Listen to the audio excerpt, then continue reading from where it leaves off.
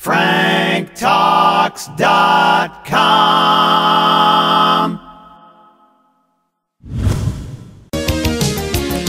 You're listening to Frank Talks, Pleasures and Lifestyles, and I'm Frank, because I have to be. We got a great show lined up for you today. In studio, we have a gentleman who goes by the name of Midnight Rider. He's part of the BDSM community. Let's go to our guest right now. Midnight Rider, welcome to our studio. Thank you very much. It's really great that you're here, and we'd like to just start off the show by asking you to tell us a little bit about yourself, specifically some of your first experiences in the BDSM community and how you came about from that to having your own website. I got into BDSM when I was or exposed to the lifestyle anyway at 12 years old. I was playing baseball in the park with a friend of mine, and this girl used to come to the park, and she would always make fun of the two of us. And more particular to my friend, I guess he wasn't as good a baseball player as I was. And one day, he got fed up with her making fun of him, I guess. And he ran her down into center field, and he pulled down her pants, and he gave her a spanking. And I guess that had the hunt and the chase and the embarrassment or the humiliation or whatever, but she was very red-faced, and needless to say, her bottom was a little bit red as well. And she ran home crying, and I guess she wasn't thinking about what it did to her. But I know for myself, it really changed my whole lifestyle. I mean, I'm still friends with the person who did the spanking today, and it did absolutely nothing for him. But for me, going to the stores to do what teenagers do when they buy their, are you allowed to say, jerk-off magazines? Sure. Basically, I would always look for something with women in bondage or slavery or kidnapping along those lines. And there's a lot of magazines, Hustler and Penthouse and stuff like that, that actually did have little segments on these things. And I began to be an avid reader of these magazines. Eventually, I got a job in Montreal North and happened to walk into a used video store one day. And I was looking for books other than magazines where I can get into more reading and stuff like that. And people were walking into the store asking the owner, est-ce que je voir la liste? And well, one day I got brave enough and I asked if I could also voir la liste. And that list really changed my life. What it was a bunch of videotapes depicting the BDSM lifestyle. There were movies from Japan, England, USA, Germany, pretty much all over the world. And before I knew it, I had every single tape that this guy had, which is about 100 of them or so. And I pretty much needed new blood, so to speak, and started thinking of new ways to find tapes and stuff. So what I did is I found a contact magazine all across Canada called Tab, and I advertised that I would trade tapes one for one to people who would trade, and also that I was very new to the lifestyle and that I was looking for information on how to learn, and if there was any submissive females who would want to show me the ropes, so to speak, I would be more than willing to oblige. And that really changed everything. I started getting a serious tape collection. I met some male dominants in Montreal who were in the lifestyle as well as had tapes to trade. They told me a lot about the scene and made me some toys, and I got a couple of letters from female submissives who were going to show me the ropes, so to speak, from the bottom up. And I pretty much never looked back, and it was very difficult back then because there was no internet. You had to actually write long letters and stuff like that. And well, that's pretty much it in a lifestyle in how I got started.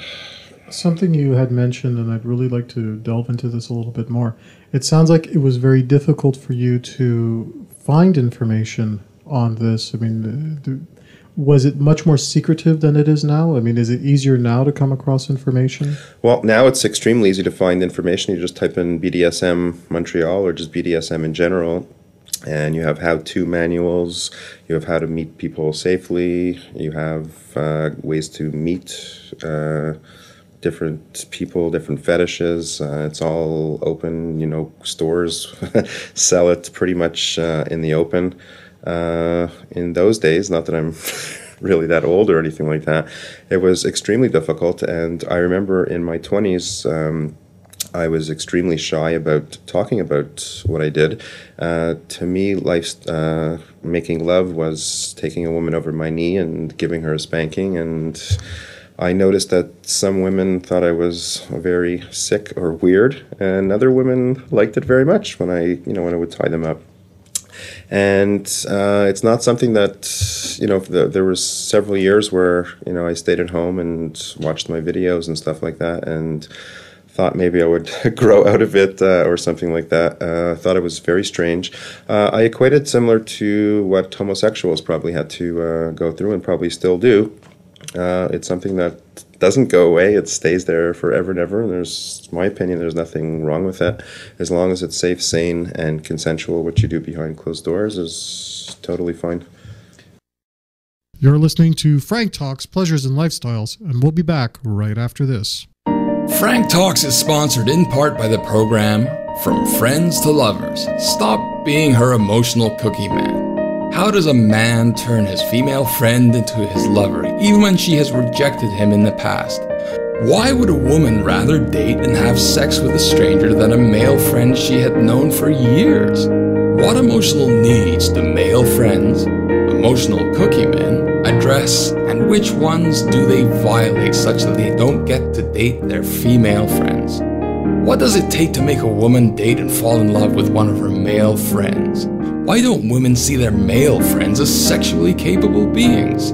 What is the difference between a real female friend and a woman that uses men? Find out here in this Frank program, From Friends to Lovers. Stop being her emotional cookie man. On sale now at franktalks.com.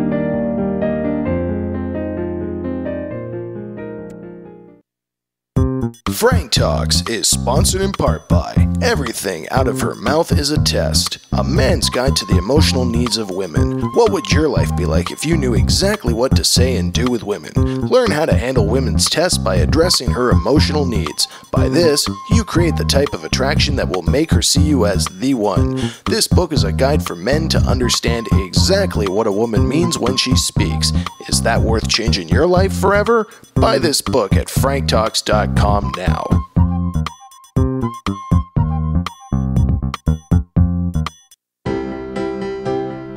Frank Talks is sponsored in part by From Loser to Seducer by Frank B. Kermit.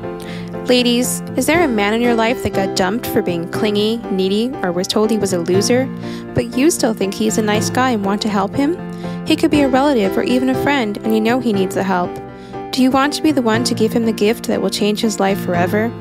How about the gift of a great biography? Buy him the book, From Loser to Seducer by Frank B. Kermit. It is the story of a nice guy who triumphs over his inner demons to find his own hidden power. Help a nice guy in your life discover his inner seducer to find his soulmate. Buy this book now at franktalks.com.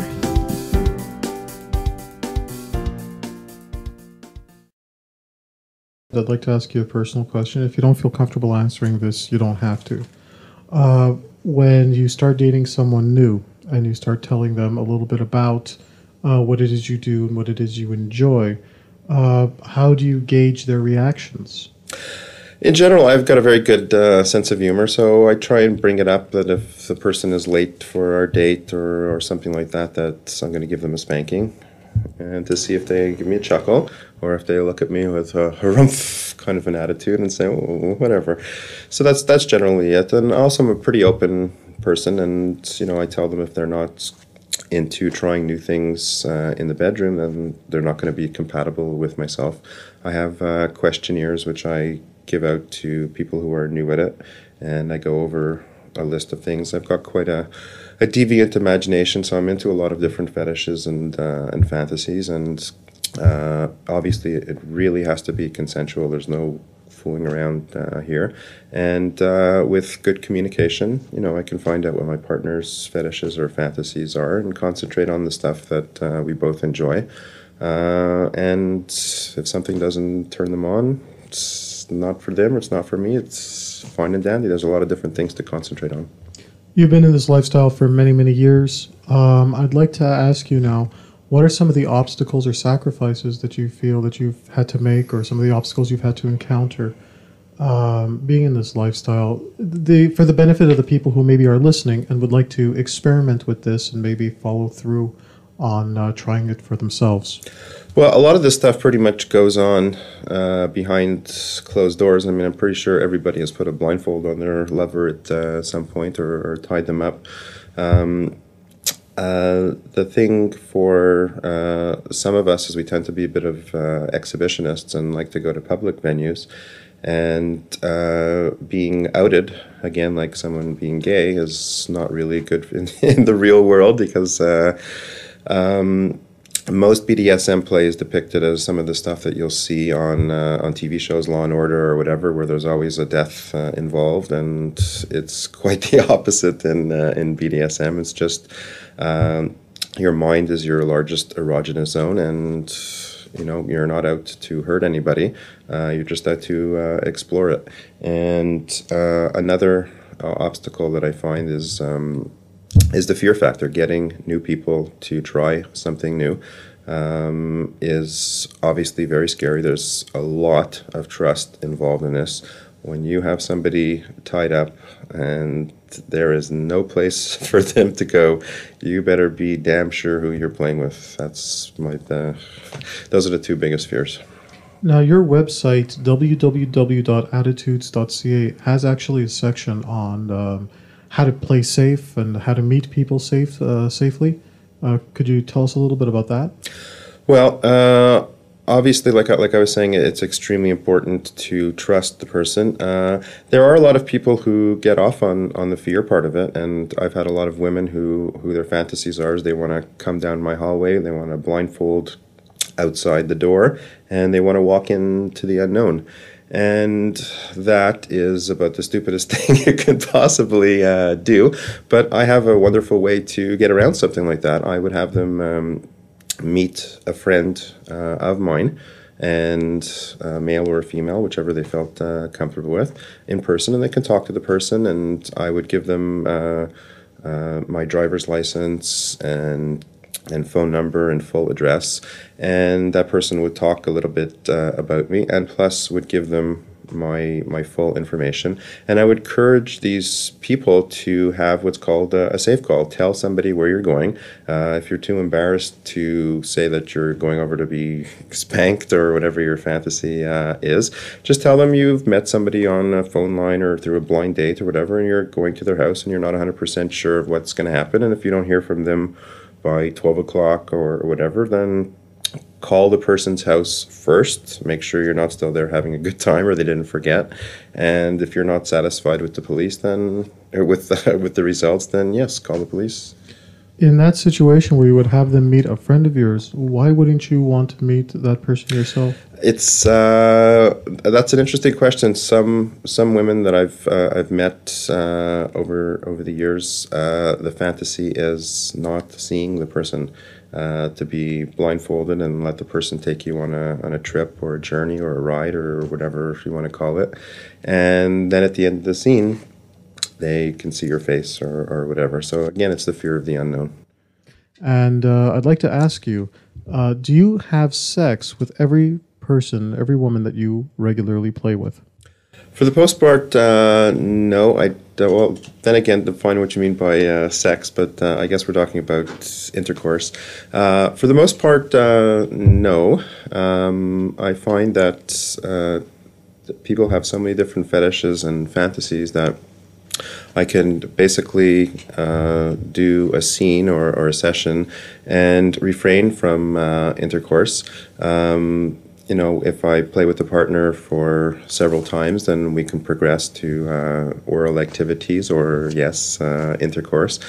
But most women are looking to explore fantasies of pain. I'm not talking about the kind of pain where you stub your toe on the bed. I'm talking about prolonged and brought up very slowly in a sensual manner on the upper back or the buttocks or the genitals, sorry. When done very slowly in a very loving manner, you get a high like a jogger or an athlete does. And we call it flying. And that is an incredible adrenaline high for some people. Some women like the taste of the whip on their back, and I've heard from many of them that they've actually orgasmed from that. Others like the embarrassment of being taken over my knee and given a good old-fashioned bare bottom spanking. Some like to be used as a sex toy. Again, or just different role-playing games in general like that. So from what you're saying, it sounds like there's not necessarily an expectation of intercourse or oral sex, that the fetishes that you're living out actually might be the be-all and end-all for certain people. Yeah, that's pretty much it in a nutshell. You're listening to Frank Talks Pleasures and Lifestyles, and we'll be back right after this.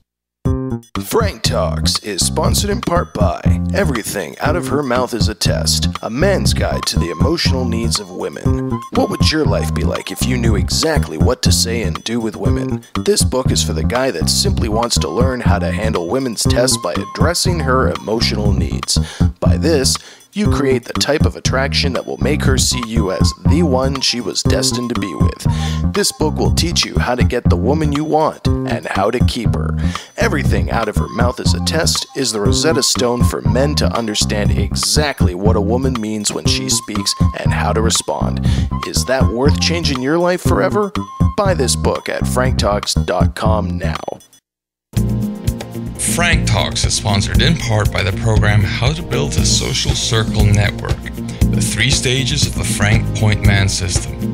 It's who you know, but do you know how to get to know these people you need to know who are the ones in the know?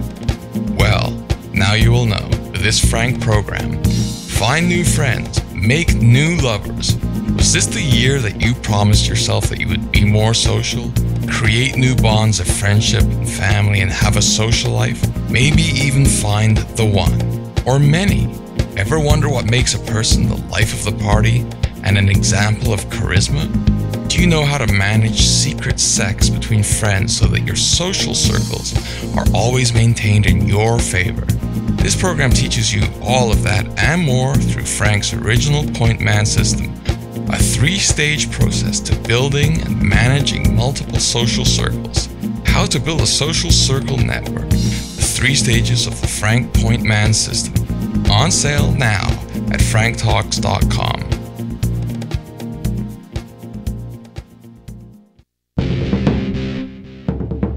Frank Talks is sponsored in part by the book I'm a Man, That's My Job, The Philosophy of a Seducer. Ladies, have you ever wondered where all the real men have gone? Do you turn to your women friends because you cannot find a true man in your life? Do you want the man in your life to step up and know what it means to be a man that can make you feel like the woman that you are? Are you tired of mothering the men you date? Give these boys the gift of manhood. The book, I'm a Man, That's My Job, teaches men to create their own seduction persona, personal inner game, and how to take the lead in a relationship. Buy this book now at franktalks.com. I make it clear to people, if you're looking for an F buddy, or if you're allowed to say it on the air, there are plenty of males or females that are certainly willing to oblige. I'm not looking for that for starters. I like to play with a variety of partners, and I find it keeps it a lot cleaner this way. And like I said before, your mind is your largest erogenous zone, and there's so many fetishes and fantasies that one can act out that it's never a dull moment. Let's turn the conversation now to your website, www.attitudes.ca. Can you tell me a little bit about how that came about and why you decided to create this website? About 4 years ago, I was approached by a friend in the BDSM community who was trying to organize something to start up a club, or she didn't really know what, but she asked me to call as many as my friends, and we basically got about 50 people to come to a general meeting one day, and we talked for, God, it must have been 3 or 4 hours, just asking every person in the room what they wanted, what BDSM means to them, how we can promote it to the public as something other than straight vanilla sex. And we pretty much saw that this meeting would have gone on forever before we got to an end, because 50 people have 50 different opinions.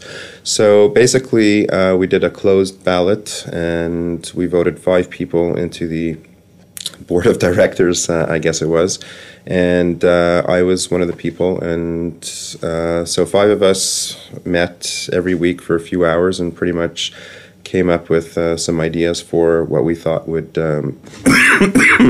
be something that we could promote in a good way. And we came up with the name Attitudes, which is just a great name, I feel anyway. It just portrays so many different things. So we bought the website, and unfortunately, as it all developed, the internet really started hitting full force, and there was really no need for us to post how-to techniques and safe calls and stuff like that. And also, unfortunately, 4 of the 5 members, one moved out of town, one got a job where he was too busy, one moved on, and the other one went back to school. And, well, basically, I had the whole kit and caboodle in my hands, and I decided that it was best to link the entire city by having what I think is a pretty extensive link section to where to buy safe toys, where to find out workshops on how to do BDSM, and to link some of the clubs and places like that. And I also came up with the idea of putting on these fetish cabaret acts from pretty much anybody in the BDSM community, or anybody who has a fetish act that they would want. And they're held in public venues, so people who are new to the scene, they could just come out and watch some fun people watch some very interesting, entertaining acts, have a couple of drinks, without any fear of somebody doing something to them that they didn't want, because it's in a public place and there's a lot of people around. I also like to donate money to charity, part of the proceeds, and I also pay my acts, and I find by doing that it just keeps it a lot of fun, and it seems to work. I get a very good turnout to these, and I know the acts have a great time, and I get good feedback from the audience, usually over the next couple of days, from people who enjoyed some of the acts and stuff like that. We are talking with Midnight Rider. You were telling me a little bit about the cabaret events that you put on. Can you tell us a little bit more about that? Well, the cabaret events are basically just a bunch of my friends who are exhibitionists and get up on stage and show one of their fantasies or fetishes, just to show that it's okay to be different or or whatever. Also, always looking for new acts, as long as they're fetish related. So if anybody out there has likes to get up on stage, feel free to contact me. And what charities do you normally give money to?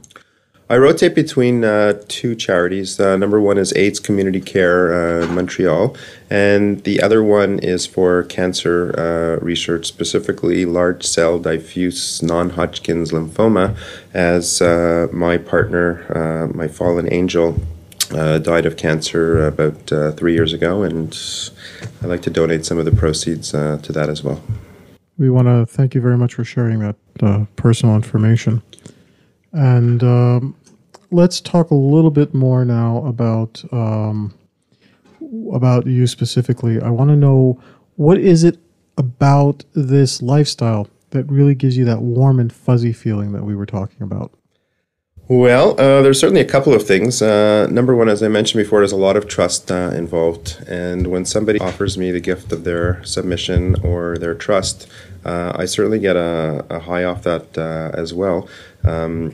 It's kind of like you're taking care of somebody. You have a serious responsibility when they are tied up to make sure that they go home safe and sound. I also do enjoy playing with newbies, and I guess because of the spanking scene that I described earlier, I do have a bottom fetish, and I do like to do a lot of spankings. I also like to be able to take control of somebody's body for the scene or the session.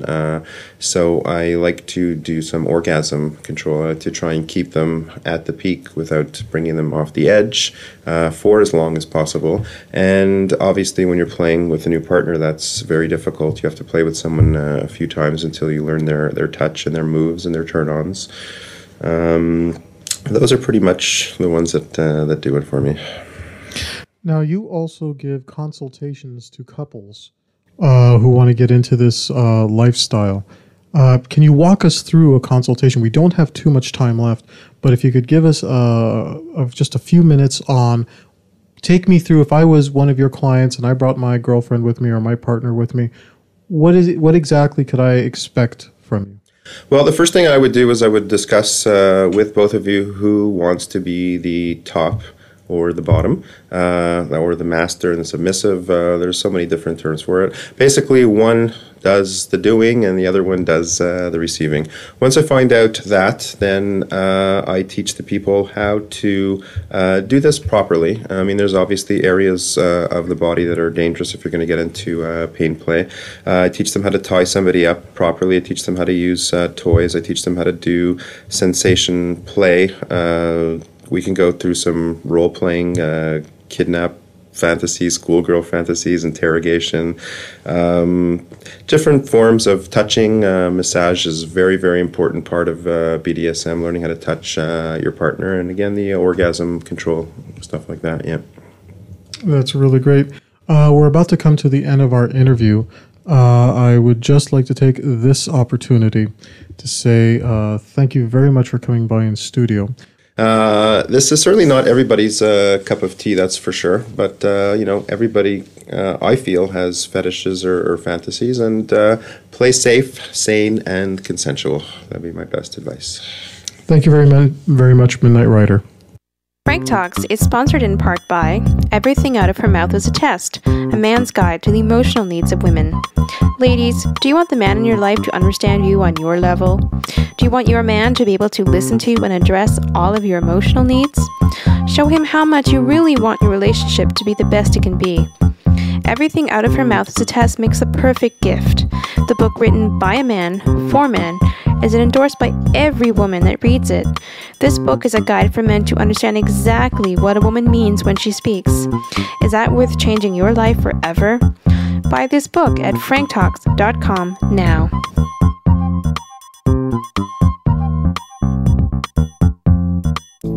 Frank Talks is sponsored in part by Multiple Women Management, the 10 secret rules of a harem master. What are the written rules of multiple women management? How are the emotional needs of women addressed in a lifestyle that supports dating multiple women at the same time? Can love actually exist when dating many women at once?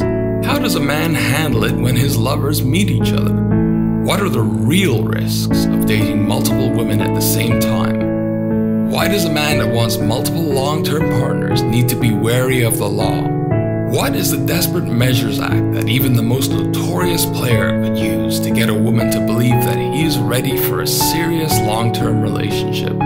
This program has those answers and more, including a brief overview of the difference between monogamy, polyamory, swinging, multiple women management, the 10 secret rules of a harem master. On sale now at franktalks.com.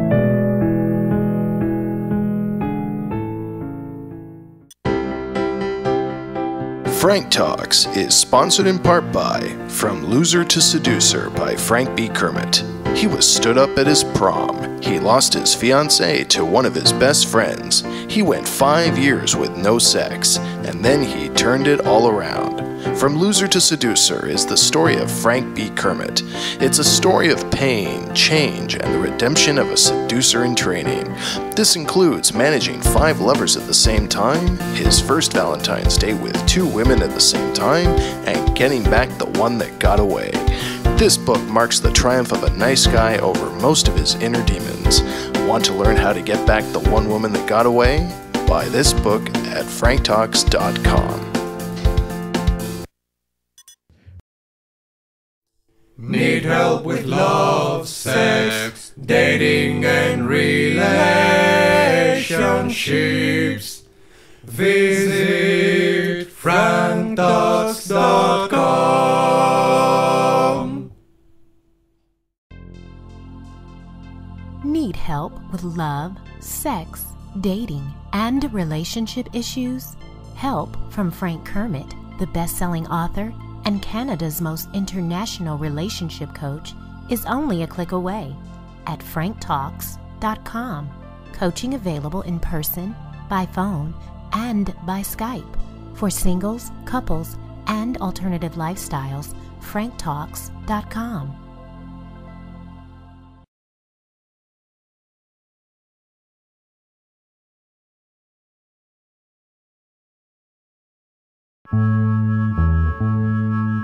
What do you do when you feel like a fool? When your heart has been broken again? Pick up the phone or get onto Skype and talk on a private session. Yeah, get a little help from Frank Talks. Whoa, whoa, get by with a little help from Frank Talks. You gotta try a little help from Frank Talks.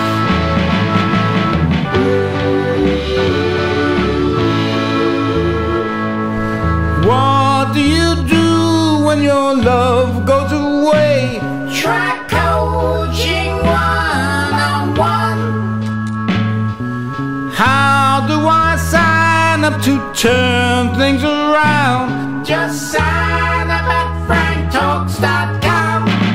Yeah, get by with help from Frank Talks. I get by with little help from Frank Talks. Time to try a little help from Frank Talks.